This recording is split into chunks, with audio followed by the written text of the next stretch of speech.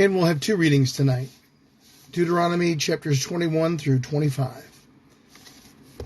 If something is found slain, lying in a field in the land the Lord your God is giving you to possess, and it is not known who the killer was, your elders and judges shall go out and measure the distance from the body to the neighboring towns. Then the elders of the town nearest the body shall take a heifer that has never been worked and has never worn a yoke, and lead it down to a valley that has not been plowed or planted, and where there is a flowing stream. There in the valley they are to break the heifer's neck. The Levitical priest shall step forward, for the Lord your God has chosen them to minister and to pronounce blessings in the name of the Lord, and decide all cases in dispute and assault. Then all the elders of the town nearest the body shall wash their hands over the heifer whose neck was broken in the valley, and they shall declare, our hands did not shed this blood, nor did our eyes see it done. Accept this atonement for your people Israel, whom you have redeemed, Lord, and do not hold your people guilty of the blood of an innocent person. Then the blood shed will be atoned for, and you will be purged from yourselves the guilt of shedding innocent blood, since you have done what is right in the eyes of the Lord. When you go to war against your enemies, and the Lord your God delivers them into your hands, and you take captives, if you notice among them the captives of beautiful women and are attracted to her, you may take her as your wife, bring her into your home, and have her shave her head, trim her nails, and put aside the clothes she was wearing when captured. After she has lived in your house and mourned her father and mother for a full month, then you may go to her and be her husband, and she shall be your wife. If you are not pleased with her, then let her go wherever she wishes. You must not sell her or treat her as a slave, since you have dishonored her. If a man has two wives, and he loves one but not the other, and both bear him sons, but the firstborn is the son of the wife he does not love, when he wills his property to his sons, he must not give the rights of the firstborn to the son of the wife he loves in preference to the actual firstborn, the son of the wife he does not love. He must acknowledge the son of his unloved wife as the firstborn by giving him a double share of all he has. That son is the first sign of his father's strength. The right of the firstborn belongs to him. If someone has a stubborn and rebellious son who does not obey his father or mother and will not listen to them when they discipline him, his father and mother shall take hold of him and bring him to the elders at the gate of this town. They shall say to the elders, this son of ours is stubborn and rebellious. He will not obey us. He is a glutton and a drunkard. Then all the men of the town are to stone him to death. You must purge the evil from among you.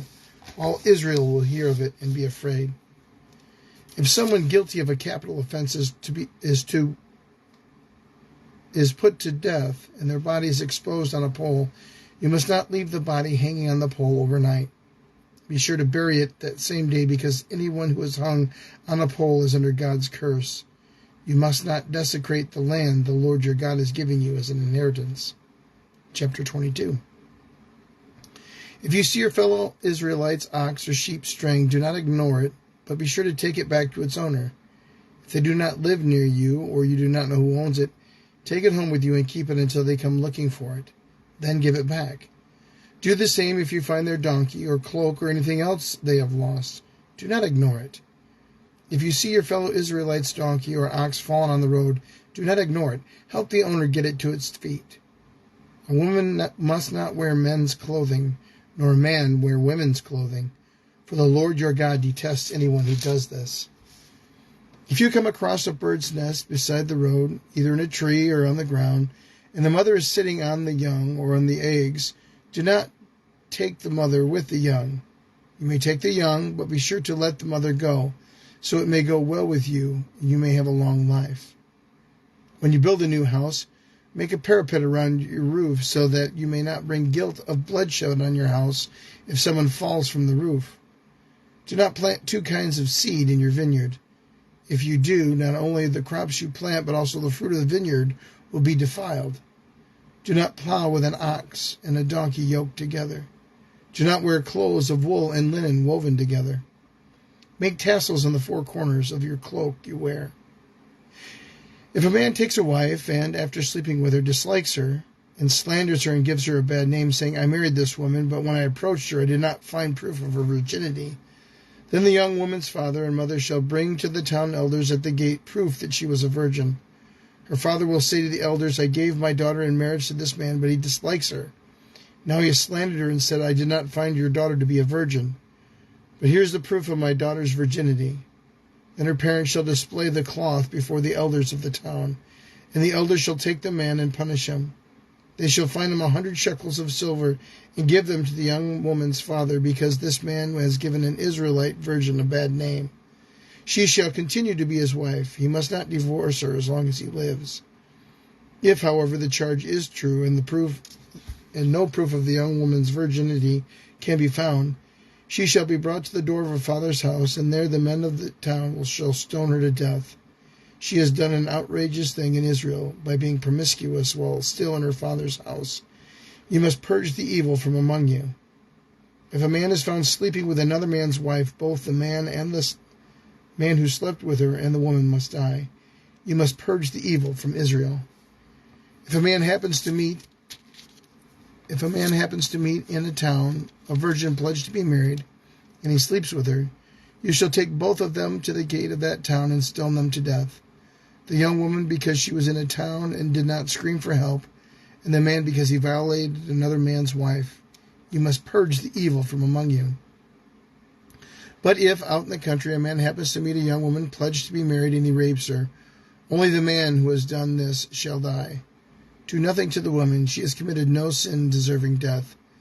This case is like that of someone who attacks and murders a neighbor. For the man found the young woman out in the country, and though the betrothed woman screamed, there was no one to rescue her. If a man happens to meet a virgin who is not pledged to be married and rapes her, and they are discovered, he shall pay her father 50 shekels of silver. He must marry the young woman, for he has violated her. He can never divorce her as long as he lives. A man is not to marry his father's wife. He must not dishonor his father's bed. Chapter 23. No one who has been emasculated by crushing or cutting may enter the assembly of the Lord. No one born of a forbidden marriage, nor any of their descendants may enter the assembly of the Lord, not even to the 10th generation. No Ammonite or Moabite or any of their descendants may enter the assembly of the Lord, not even to the 10th generation. For they did not come to meet you with bread and water on your way when you came out of Egypt, and they hired Balaam, son of Beor, from Pethor, in Aram Narameim, to pronounce a curse on you. However, the Lord your God would not listen to Balaam, but turned the curse into a blessing for you, because the Lord your God loves you. Do not seek a treaty of friendship with them as long as you live. Do not despise an Edomite, for the Edomites are related to you.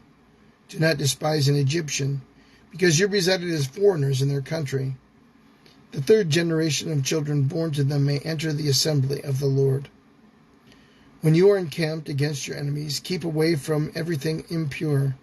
If one of your men is unclean because of a nocturnal emission, he is to go outside the camp and stay there. But as evening approaches, he is to wash himself, and at sunset he may return to the camp. Designate a place outside the camp where you can go to relieve yourself. As part of your equipment, have something to dig with. And when you relieve yourself, dig a hole and cover up your excrement. For the Lord your God moves about your camp to protect you and to deliver your enemies to you. Your camp must be holy, so that he will not see among you anything indecent and turn away from you. If a slave has taken refuge with you, do not hand them over to their master. Let them live among you wherever they like, in whatever town they choose. Do not oppress them. No Israelite man or woman is to become a shrine prostitute. You must not bring the earrings of a female prostitute or a male prostitute into the house of the Lord your God to pay any vow, because the Lord your God detests them both. Do not charge a fellow Israelite interest, whether on money or food or anything else that may earn interest.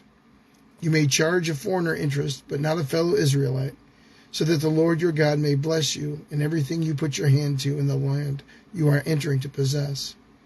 If you make a vow to the Lord your God, do not be slow to pay it, for the Lord your God will certainly demand it of you, and you will be guilty of sin. But if you refrain from making a vow, you will not be found guilty. Whatever your lips utter, you must be sure to do, because you made your vow freely to the Lord your God with your own mouth. If you enter your neighbor's vineyard, you may eat all the grapes you want, but do not put any in your basket. If you enter your neighbor's grain field, you may pick kernels with your hands, but you must not put a sickle to their standing grain. Chapter 24. If a man marries a woman who becomes displeasing to him because he finds something indecent about her, and he writes her a certificate of divorce, gives it to her, and sends her from his house, and if after she leaves his house she becomes the wife of another man, and her second husband dislikes her and writes her a certificate of divorce, gives it to her, and sends her away from the house, or if he dies, then her first husband who divorced her is not allowed to marry her again after she has been defiled. That would be detestable in the eyes of the Lord. Do not bring sin upon the land of the Lord your God is giving you as an inheritance. If a man has recently married, he must not be sent to war or have any other duty laid on him. For 1 year he is to be free to stay at home and bring happiness to the wife he married. Do not take a pair of millstones, not even the upper one, as security for a debt, because it would be like taking a person's livelihood as security. If someone is caught kidnapping a fellow Israelite and treating or selling them as slave, the kidnapper must die. You must purge the evil from among you. In cases of defiling skin diseases, be careful to do exactly as the Levitical priests instruct you. You must follow carefully what I have commanded them. Remember that the Lord your God did to Miriam along the way after you came out of Egypt. When you make a loan of any kind to your neighbor, do not go into their house to get what is offered to you as a pledge. Stay outside and let your neighbor to whom you are making the loan bring the pledge out to you. If the neighbor is poor, do not go to sleep with their pledge in your possession. Return their cloak by sunset so that your neighbor may sleep in it. Then they will thank you, and it will be regarded as a righteous act in the sight of the Lord your God. Do not take advantage of a hired worker who is poor and needy, whether the worker is a fellow Israelite or a foreigner residing in one of your towns. Pay them their wages each day before sunset, because they are poor and are counting on it. Otherwise, they may cry to the Lord against you, and you will be guilty of sin. Parents are not to be put to death for their children, nor children put to death for their parents. Each will die for their own sin. Do not deprive the foreigner or the fatherless of justice, or take the cloak of a widow as a pledge. Remember that you were slaves in Egypt, and the Lord your God redeemed you from there. That is why I command you to do this. When you are harvesting in your field and you overlook a sheaf, do not go back and get it. Leave it for the foreigner, the fatherless, and the widow, so that the Lord your God may bless you in all the work of your hands. When you beat the olives from your trees, do not go over the branches the second time. Leave what remains for the foreigner, the fatherless, and the widow. When you harvest the grapes in your vineyard, do not go over the vines again. Leave what remains for the foreigner, the fatherless, and the widow. Remember that you were slaves in Egypt. That is why I command you to do this. Chapter 25. When people have a dispute, they are to take it to court, and the judges will decide the case, acquitting the innocent and condemning the guilty. If the guilty person deserves to be beaten, the judge shall make them lie down and have them flogged in his presence with the number of lashes the crime deserves. But the judge must not impose more than 40 lashes. If the guilty party is flogged more than that, your fellow Israelite will be degraded in your own eyes. Do not muzzle an ox while it is treading out the grain. If brothers are living together and one of them dies without a son, his widow must not marry outside the family. Her husband's brother shall take her and marry her and fulfill the duty of a brother-in-law to her. The first son she bears shall carry on the name of the dead brother, so that his name will not be blotted out from Israel. However, if a man does not want to marry his brother's wife, she shall go to the elders of the town gate and say, "My husband's brother refuses to carry on his brother's name in Israel. He will not fulfill the duty of a brother-in-law to me." Then the elders of the town shall summon him and talk to him. If he persists in saying, "I do not want to marry her," his brother's widow shall go up to him in the presence of the elder, take off one of his sandals, spit in his face, and say, "This is what is done to the man who will not build up his brother's family line." The man's line shall be known in Israel as the family of the unsandaled. If two men are fighting and the wife of one of them comes to rescue her husband from his assailant, and she reaches out and seizes him by his private parts, you shall cut off her hand. Show her no pity. Do not have two differing weights in your bag, one heavy and one light. Do not have two different measures in your house, one large, one small.